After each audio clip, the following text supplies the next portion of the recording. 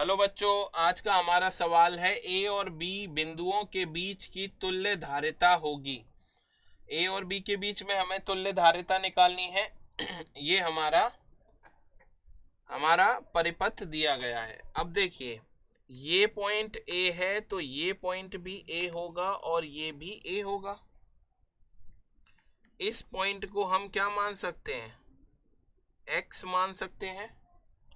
इस पॉइंट को हम y मान सकते हैं और ये सभी पॉइंट हमारे क्या होंगे? b ही होंगे। तो इस परिपथ को हम फिर से बना सकते हैं। एक पॉइंट है हमारा a, एक पॉइंट है हमारा x, एक पॉइंट है हमारा y और एक पॉइंट है हमारा b। तो a और x के बीच में देखें, एक कैपेसिटर लगा है C धारिता का।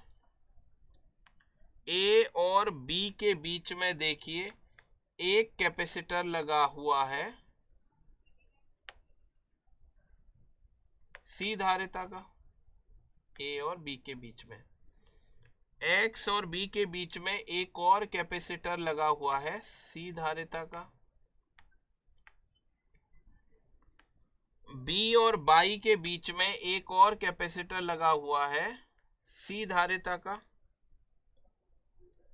और अब क्या बचा हमारा? A और Y के बीच में भी एक C धारिता का कैपेसिटर लगा हुआ है।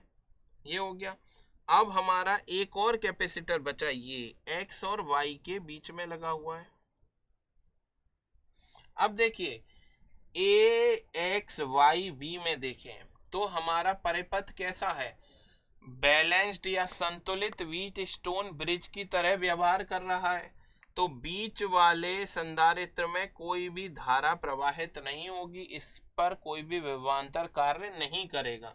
तो ये हमारा कार्य नहीं करेगा। तो अब बचा क्या हमारा?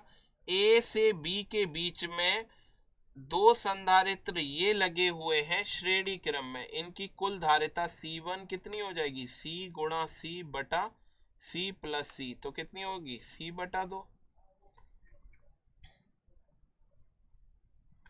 और A और B के बीच में ये दो संधारित्र लगे हैं, इनकी धारिता क्या होगी? C गुणा C बटा C प्लस C।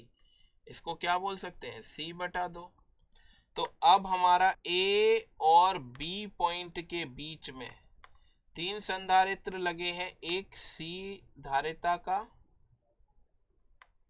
एक C बटा 2 धारिता का और एक C बटा 2 धारिता का। और तीनों संधारित्र समांतर क्रम में लगे हैं, तो कुल धारिता A और B के बीच कितनी हो जाएगी?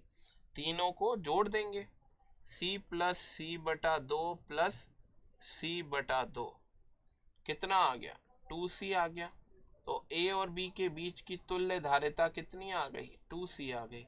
कौन सा ऑप्शन हमारा सही होगा? डी ऑप्शन हमारा सही होगा। आशा है आपको सॉल्यूशन पसंद आया होगा। धन्यवाद।